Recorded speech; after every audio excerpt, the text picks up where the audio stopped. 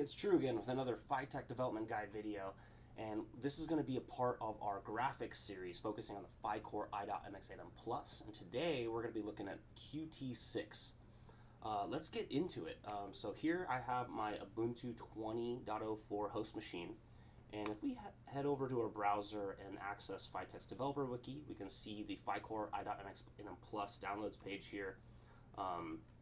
Navigate down to the software accordion section, and we can find our PHYTEC's Linux BSPs. Now there's two flavors here. We have the mainline BSPs. These are based off the mainline Linux kernel. This is a little more limited with regards to features. It's a little more experimental. This is really kind of like your extra credit stuff for people that really want to work off the bleeding edge. I would recommend working off a vendor-based BSP. All the features have been validated to work here with this particular silicon, the i.MX Plus. And you can also see that PHYTEC organizes our software releases here in a chronological order. And the way you read our BSP release numbers here is PD24, that's the year of release. So this is the 2024 release.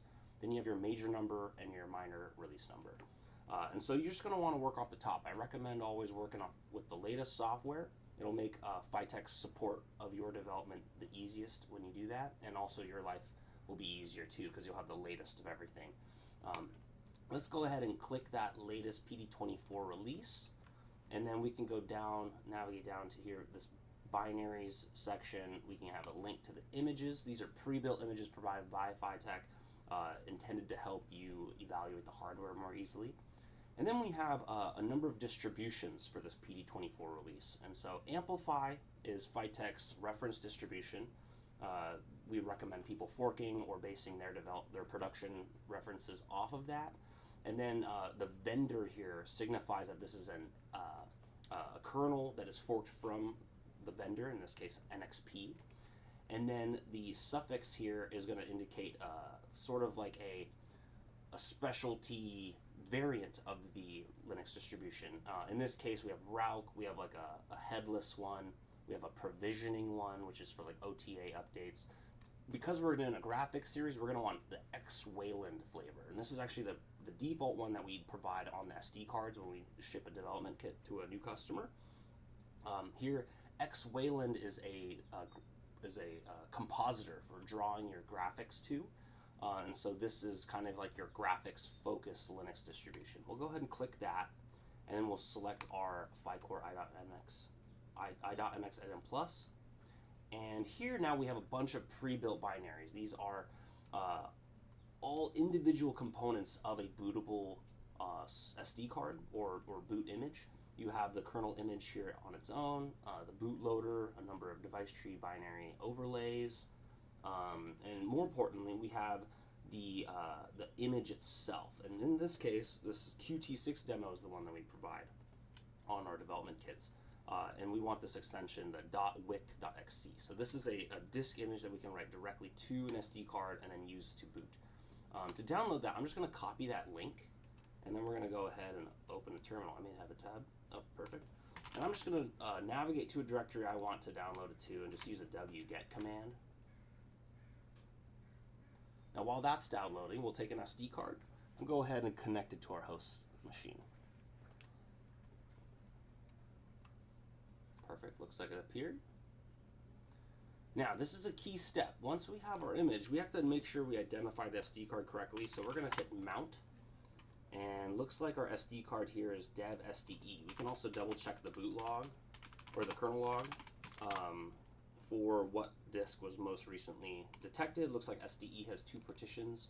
We're going to want to write our disk image to the disk itself, not to any one partition in particular. And so how do we do that? We go ahead and unmount the SD card, and then we can go ahead and flash this image to it.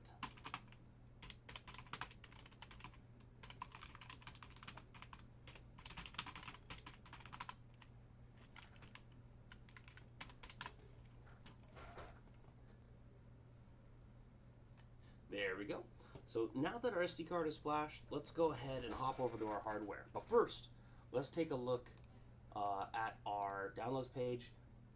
There are many key references here in the BSP manual, including boot switches. The The boot switches are how you're going to configure your hardware to boot from certain media, one or the other. In this case, we're going to want to make sure that our development kit, which is this guy, is configured to boot from the SD card that we just flashed. So now we can go ahead and plug that into our hardware and go ahead and connect power. And here we're seeing the default boot log. You should expect pretty much the exact same thing here if you're booting using PHYTEC's pre-built image. And again, recall this is the QT6 demo image, so it's going to be that. It's going to have XWALN support. Now, why isn't my screen working? Well, in PHYTEC's for the PHYTEC's development kit and BSP, we actually enable the HDMI port by default. So the first step we're going to have to do when booting our default image and working with a PBAV10 display add-on, which is this guy, we're going to have to navigate into etc xdg Weston ini, and this file will allow us to configure that Weston compositor. Here we're going to disable the HDMI. We'll go ahead and enable the LVDS, and then we can just restart our Weston systemd service. Boom. And we should get our compositor, and here is the QT6 demo that PHYTEC has provided by default in this image. So this is a multi-touch demo. There are a number of fun little apps built into here that we can just kind of explore the capabilities of the graphics capabilities of the phyCORE-i.MX development kit. This is great. We have a reference Qt image, Qt demo. How would we go ahead and create our own Qt demo? Let's say we want to create a custom kiosk where we activate a motor with a button, or some kind of application with for human-machine interface. Well, let's dive into that together. The first thing we'd want to do is get a hold of our Yocto SDK. The Yocto SDK is something we can build using our BSP. And so our BSP, which utilizes the Yocto project to build these pre-built images that we just looked at and we just flashed through an SD card. We can also generate a toolchain in SDK using the same build system, and then use that to compile our applications, including our Qt6 application. So in order to do that, we'll have to get a hold of our Yocto SDK. Now, there is a known issue with the PD24.1.0 Yocto SDK. It's missing some static libraries for Qt6 development. So we'll actually have to build that ourselves here with this release. This may be fixed in a future release, and there may be other workarounds depending on the type of applications you're building, whether it's like a QMake or CMake project. In this case, we're going to be making a QMake project, and I found I had to add some missing dependencies. So let's go ahead and get spun up with a Yocto BSP together. In order to start building PHYTEC's Yocto BSP, the first thing in our development manual, we're going to see that we have to install a number of missing host dependencies, and we can go ahead and run this big command here to grab all those. And now that we have all those satisfied, let's go ahead and create a location for our BSP build.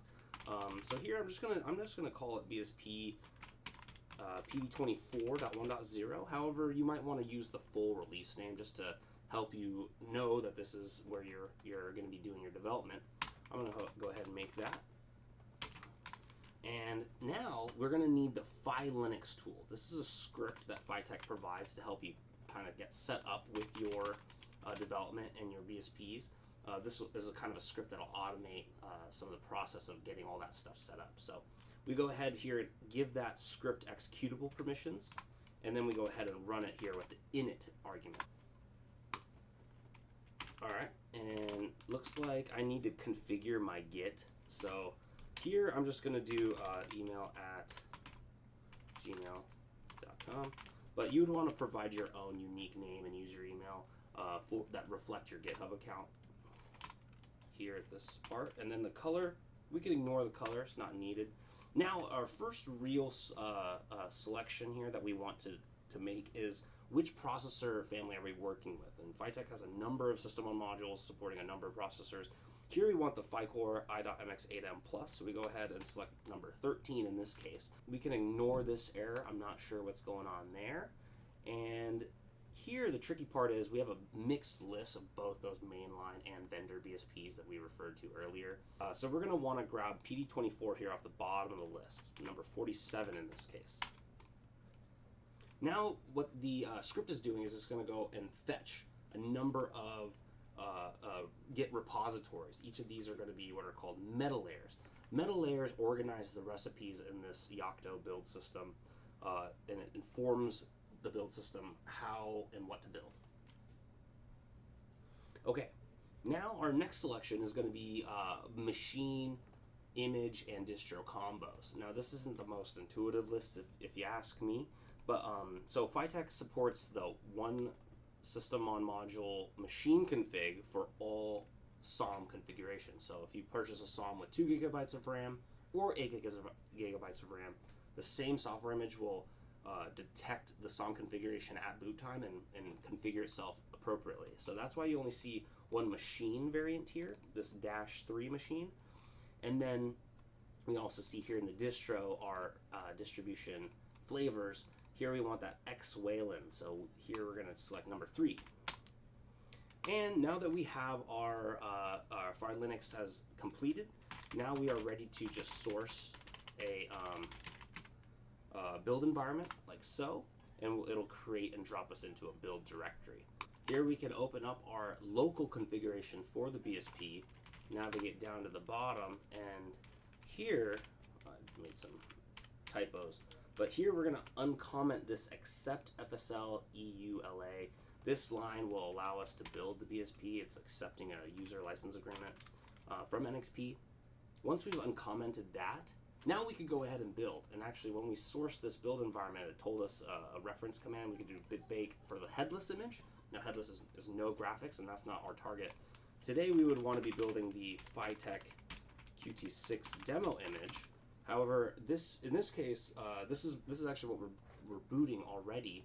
Here we'd want to make a custom SDK for that image, and we could do that here in Yocto by running this populate SDK command, and we can run that for any image, and it'll build a toolchain, sysroots, enabling us to spin up a host development environment independent of Yocto to iterate and develop application software. So in this case, our Qt application. Before we run that, recall that I want to add some missing static libraries to this Yocto SDK. PHYTEC does provide a pre-built one as well, but this one, that one that PHYTEC provides, will not have these static libraries. So we're going to want to go ahead and add that, and that can be done with this line here. So SDK image features, we're going to append to that and add these static dev packages. Adding that line will allow us to build our QMake project that we'll get into in a little bit. So now we can go ahead and run that bitbake command, PHYTEC Qt6 demo image, but again, we're populating the SDK.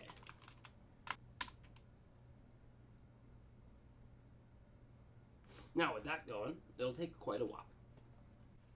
Once that finishes, we can navigate into our deploy directory, and here in the SDK directory, we'll have a number of files. Here is our self-installing script, so we can go ahead and start running that to install our Yocto SDK with the custom static development packages.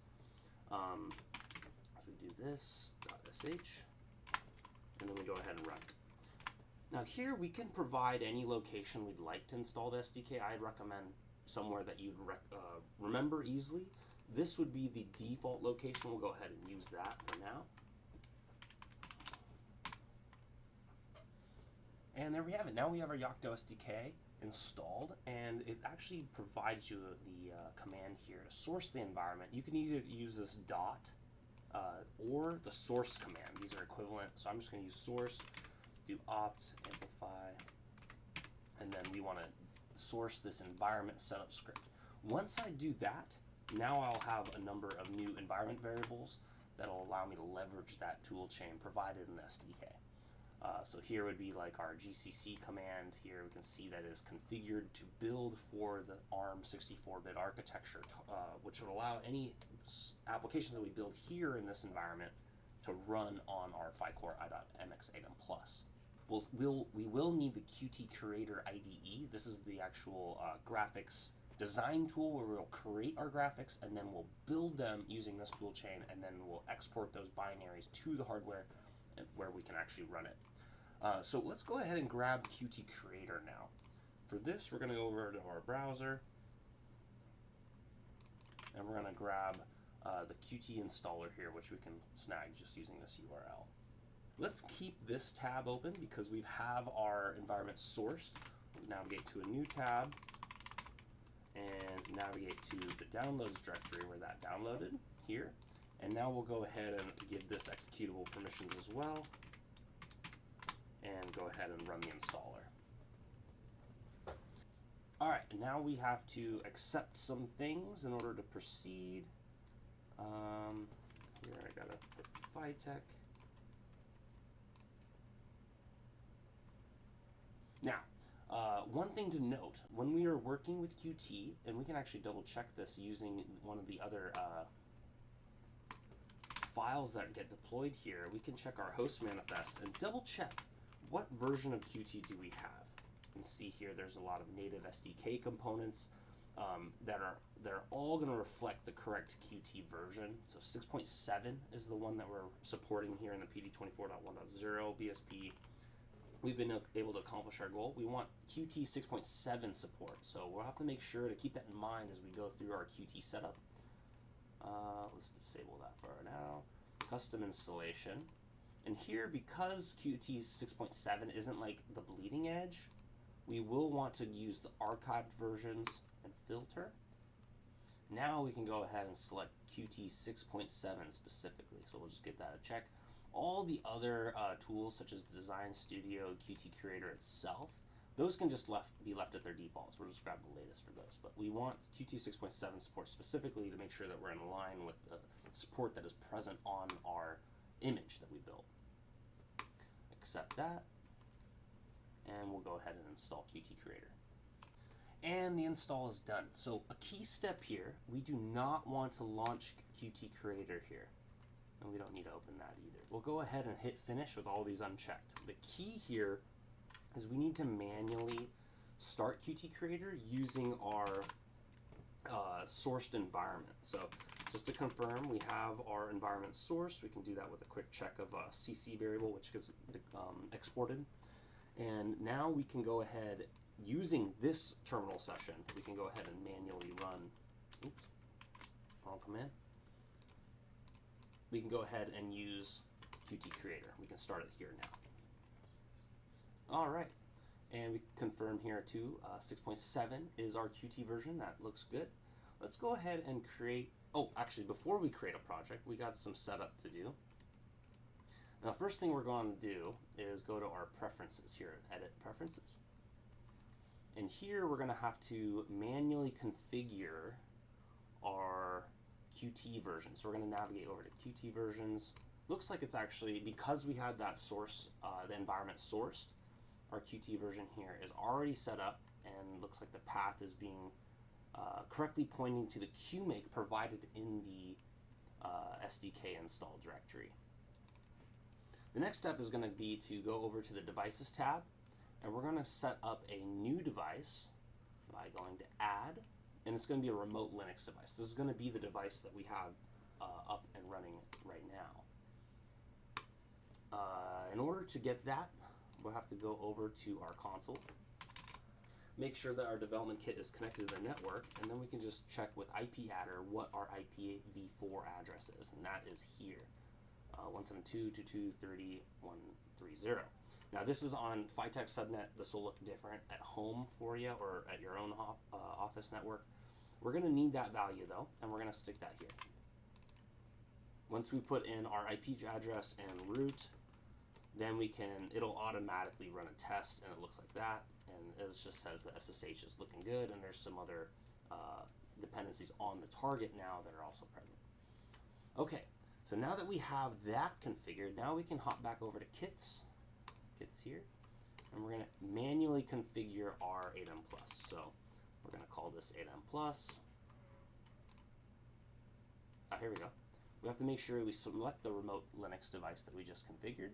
Our build device is going to remain being the desktop or the host machine here, And then for our compiler, we have to make sure to select the GCC provided in our SDK. Let's go ahead and select that. Same thing with GDB. Everything here should point to the SDK we installed. So here for sysroots, we're going to want to grab the sysroots directory of our SDK, and that is going to be an opt per the default install location, sysroots, and then we're going to want to select the target sysroots. Go ahead and open that. Again, 6.7. We want the path system. This is because that is the Qt coming from our SDK. Qt make spec, we can ignore that. And then finally here for CMake, we're going to make sure that we select CMake. Now, this would only impact you if you're using CMake to build your Qt applications. Here we're going to make QMake, so I don't believe this will actually be even used, but we'll go ahead and configure it so it's pointing to our SDK components. And with that, we should be good. Now we're good to create our project. So we'll go here, create project, application Qt, and we'll go ahead and do a Qt quick application. There's some other options here that I haven't fully explored, but I know that this one will work with our SDK here. Let's just call this example, and we can install, or we can set this up here in any location. I'm just going to use the default. Here we're going to select QMake as our build system, and then we're going to select 6.2. This is a Qt Quick is only going to give you like a few supported versions. 6.2 will work because it's less than 6.7. So we just want to make sure that we set whatever project we're setting up to be equal to or less than the Qt version that 6.7, which is supported in PD 24.1.0. Go ahead and skip the translation file, and then here we're going to make sure that we enable our 8M+. I'm going to go ahead and disable the desktop. We're just going to focus on 8M+ today. Yep, all defaults there. That looks good. Now that we have our project set up, and we can see here it's a very basic hello world, there's one more setup step that we'll have to do. We'll have to go to projects. Under the 8M+, we'll go to run, and we'll have to add some environment variables in order for this application to run properly on the target. So we go ahead and expand that section, and we can add these two variables here, like this. Then that looks good. Now we can actually go ahead and build our application. So to do that, we can hit the hammer here at the bottom left. And as long as we don't get any errors here in our little tabs, or log console tabs, you can see that there's no errors during the build. Now we can just go ahead and push play, switch over to our 8M+, and there you go. The resolution is not super great on the webcam I'm using, but you can see that there is a hello world here in a very basic Qt window drawn to the Weston compositor.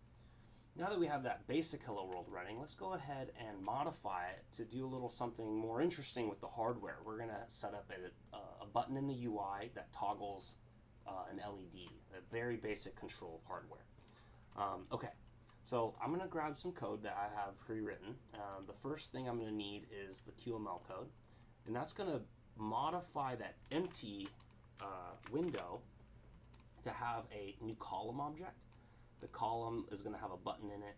The button itself is checkable, thus it's a toggle button. And then the on-clicked handler for whether the button is being checked or unchecked, it's going to call this command or this command correspondingly. So these commands here are run with the process.start. We'll see how that is enabled in the CPP code. But here in this line here, GPIO set is a user space utility from GPIO-D. This is going to allow us to toggle our GPIO. This -Z option should daemonize it and release the GPIO after the command is completed, enabling a follow-up command to control the same GPIO. There does seem to be some bug with that, so I'm finding that you have to do a kill all in order for the GPIO to be freed up. And so we'll have this LED going high and low depending on the state of the button. Go over here to the main.cpp code. Now here we are extending the process class to enable us to run those GPIO-D commands. And then a big key thing, we've also added some new includes, but this include is at the end, and I believe that is like a little nuance of Qt. I don't want to get into it too much. It's not something I fully understand, but this code here works. You will get this main.moc file not found. We'll just have to do a quick clean of the project. I have to update the path here to the main.qml to reflect the name of the application that we chose. And so we'll just have to make sure that that reflects, in this case, example, because that's what I named the project. But you have to rename this to whatever you need it to be for your project. Go ahead and save that. Go ahead and rebuild. And now this should run properly on the hardware. There we go. And as you can see, we have a toggle button here in the center. I've also gone ahead and wired up an LED to the GPIO that we're targeting. So we should expect that LED to turn on. Boom. And there we go. Very basic control of hardware with a Qt application.